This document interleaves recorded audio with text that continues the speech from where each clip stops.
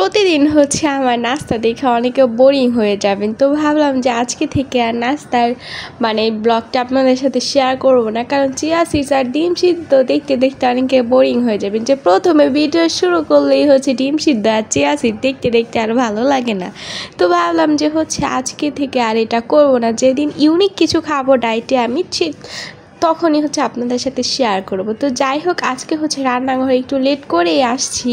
আজকে রান্না করা হবে মিষ্টি কুমড়া দিয়ে চিংড়ি মাছ। এই তরকারিটা কার কার পছন্দ তারা হচ্ছে একটু কমেন্ট বক্সে জানিয়ে যাবেন। আমার কিন্তু ভালোই লাগে, আমি অবশ্যই এটা আগে খেতাম না, বিয়ের পর আর কি খাই, তবে ভালোই লাগে। তো আজকে রান্নাটা আর কি আমি করব। এই যেখানে চিংড়ি মাছ নামিয়ে রেখেছি, এটা হচ্ছে আমি একটু হালকা পানি দিয়ে আর কি, এটা তো বরফ না, তো একটু পানি দিয়ে হচ্ছে আমি জাল দিব, সাথে হচ্ছে একটু হলুদও দিব যাতে আর কি কালার আসে। লবণ টবণ কোনো কিছুই দেওয়া লাগবে না, জাস্ট এভাবে দিবেন। আচ্ছা, ভিডিওর মাঝখানে হচ্ছে একটা কথা বলে রাখি, আমার এই ভিডিওটা কি কোন জায়গা থেকে দেখছেন তারা অবশ্যই হচ্ছে একটু কমেন্ট বক্সে জানিয়ে যাবেন, তাহলে আমি বুঝতে পারবো যে না এই মানুষটা এই জায়গা থেকে ভিডিওটা দেখছে। তো যাই হোক, আজকে হচ্ছে একেবারে সিম্পলি রান্না করা হবে ধরতে গেলে, কারণ এই রান্নাগুলোতে না একেবারে ঝামেলাই কম। যেমন গরু মাংস মুরগি মাংস রান্না করলে কিন্তু ঝামেলা বেশি থাকে, তো এইগুলোতে না একেবারে ঝামেলা কম। পেঁপে ভর্তা করা হবে আর চিংড়ি মাছ দিয়ে মিষ্টি কুমড়া রান্না করা হবে। মিষ্টি কুমড়াগুলো আজকে আমার কাছে ভালোই লাগতেছে, একবার লাল কালার ছিল আর ভালোই মিষ্টি ছিল। মিষ্টি কুমড়া কিন্তু যদি মিষ্টি না থাকে তাহলে কিন্তু ভালো লাগে না। তো এই যে আমি কিন্তু অফ ক্যামেরা আর কি টুকটাক ভালোই কাজ করেছি, যেমন হচ্ছে এই যে জিরা ব্লেন্ডার করা ছিল না, তো জিরাগুলো হচ্ছে আমার শাশুড়ি আম্মু ধুয়ে দিছে, আমি সেগুলো ব্লেন্ডার করে নিছি। কারণ আমি না জিরা ধুতে পারি না, জিরা ধুইলে অর্ধেক জিরা আমার পড়েই যায়। তো আমি সবসময় বলি আম্মুকে যে জিরা ধুয়ে দিতে, যাতে আমি ব্লেন্ডার করতে পারি। তো যাই হোক, এই যে এখন সব চুলা আমি বসাই দিছি আর কি, কিছুক্ষণ পরে আবার রান্না শুরু করব।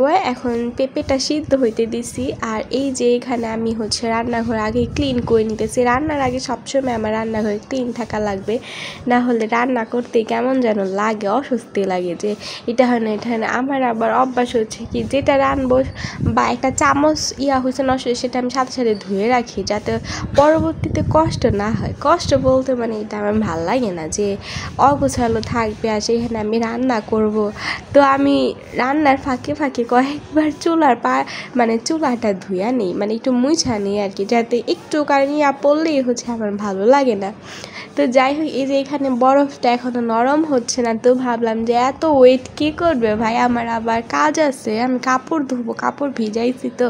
তো এই যে এখানে হচ্ছে আমি একটু হলুদ দিয়ে তারপর চলে যাবো, এত দাঁড়িয়ে থাকা ধৈর্য আমার নাই, কারণ হচ্ছে এখানে বরফটা গলতে হবে।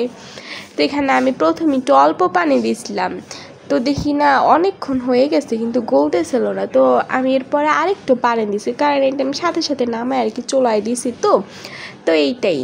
তো এই যে এখন আমি বেলকনিতে চলে আসছি, আমার রুমে বেলকনিতে কিছু শুকনা কাপড় ছিল, সেগুলো নিব, যেহেতু আমি কাপড় ধুবো, তো এখানে তো আমার মেলতে হবে। তো আমি কিছু শুকনা কাপড় ছিল, এগুলো হচ্ছে নিতে এসেছি। তো ভাবলাম যে আপনাদের সাথেও একটু শেয়ার করি আমার বেলকনির যে ভিউটা। আসলে আমার বেলকনিতে দাঁড়ালে কোনো ভিউ দেখতে পাবেন না, কারণ হচ্ছে পাশেই হচ্ছে একটা বিল্ডিং, দেখলেই ওইখানে দাঁড়ালে জানালার সম্মুখীন হইতে হয়। তো এই যে আমার চিংড়ি মাছগুলো জাল দেওয়া শেষ, পানিটা শুকায় নিয়ে একেবারে ভাজা ভাজা করে ফেলি, এভাবেই করতে আমি এভাবেই আর কি শিখছি। কে কীভাবে করে সেটা তো আর আমি জানি না। এই যে এখানে আমি রান্নার জন্য সব প্রস্তুতি করে ফেলছি, পেঁয়াজ মরিচ, তারপর হচ্ছে পেঁপে সিদ্ধ করে পেঁপেগুলো ম্যাশ করে রেখেছি যাতে আমার সুবিধা হয়।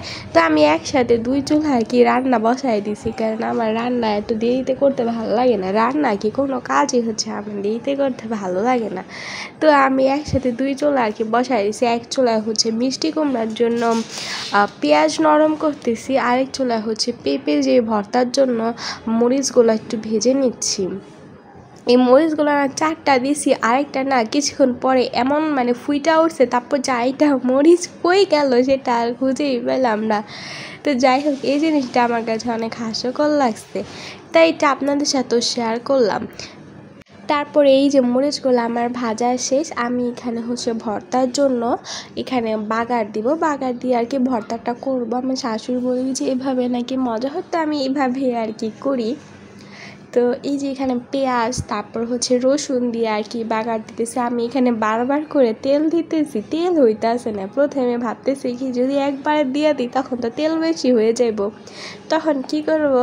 তো যাই হোক, এই যে এখানে হচ্ছে আমি গোড়ামরিচ করে নিতেছি। আগে পেঁপের সাথে ভালো করে মিক্সচার করে তারপরে হচ্ছে আমি চুলায় দিয়ে বাগার দিব।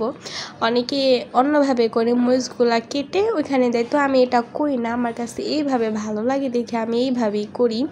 তো এই যে পাশেই হচ্ছে আমার মিষ্টি কুমড়ার যেই তরকারিটা, সেখানে আমি রসুন দিচ্ছি, সরি আমি আদা বলতে নিয়েছিলাম, কারণ চিংড়ি মাছে তো আলাদা লাগে না। তো এখানে আমি রসুন, জিরা, তারপর হলুদ, মরিচ এগুলা দিয়ে সুন্দরভাবে মশলাটাকে কষিয়ে নিচ্ছি। 2 চুলায় রান্না করতেছি একই খুন্তি দিয়ে, যাতে আমার আর ধোয়ার কষ্ট না লাগে। আমার মতো কে কে করেন তারা একটু অবশ্যই কমেন্ট বক্সে জানিয়ে যাবেন। তো এই যে বলতে বলতে হচ্ছে আমার ভর্তাও শেষ, আমার তরকারিও প্রায় শেষ। এখানে আমি মিষ্টি কুমড়া তারপর হচ্ছে চিংড়ি মাছগুলো দিয়ে ভালোভাবে কষিয়ে নিচ্ছি। আমি 5 মিনিটের মতো কষানোর পরেই হচ্ছে পানি দিয়ে দিব সিদ্ধ হওয়ার জন্য। আর এই যে এখানে হচ্ছে আমি পেঁপেগুলাও দিয়ে সুন্দর করে ভেজে নিচ্ছি। এখানে আমি একটু স্বাদে ম্যাজিক যে মশলাটা আছে না, জাস্ট 1 চিমটির মতো দিয়েছি, জাস্ট ফ্লেভার যাতে আসে, এটা না দিলেও হয়। তো আমার কাছে ভালো লাগে, দ্যাটস ওয়াই আমি দিছি। আর এই যে তরকারিতে হচ্ছে আমি ঝোল দিয়ে দিছি, এখন এটা কমিয়ে রাখবো, সিদ্ধ হয়ে যাবে। এই যে তরকারি প্রায় আমার হয়ে এসেছে, তো সেইটাই হচ্ছে আপনাদের সাথে একটু শেয়ার করলাম। আর পাশের চুলায় হচ্ছে আমার ভর্তা বানানো শেষ, তো আমি হচ্ছে ভাত বসায় দিছি। ওই যে বললাম না, আমার আবার তাড়াহুড়ার কাজ, আমি আস্তে আস্তে কোনো কিছুই করতে পারি না। যাই হোক, তাড়াহুড়া আমরা বসাই দিছি। আর এই যে এটা হচ্ছে আমার তরকারির ফাইনাল লুক, ভালোই হয়েছিল।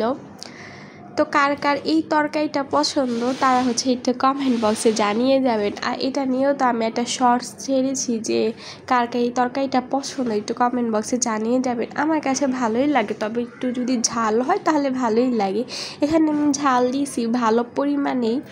আর এই যে দুপুরে খাওয়ার পরই হচ্ছে আমি একটু শুয়েছিলাম, শুয়ে মোবাইল টিপতেছিলাম। তো আমার একটু ক্রেভিংস হয়েছে যে আমি একটু শসা খাবো বা টক জাতীয় কিছু খাবো, মাখিয়ে খাবো।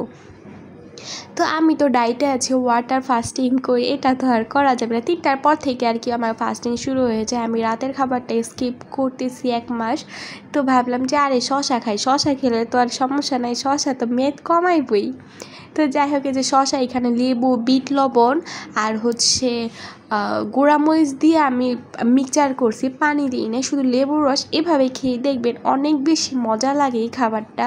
কে কে খেয়েছেন বা যারা খাবেন তারা অবশ্যই টেস্টটা বলে যাবেন কমেন্ট বক্সে। আমার কাছে তো এই জিনিসটা ভীষণ মজা লাগে, জানি না কার কার কাছে মজা লাগে। এটা আমি নিজে থেকেই বানাই, বিট লবণ, আপনার যারা নর্মাল লবণও দিতে পারেন, ভালোই লাগে।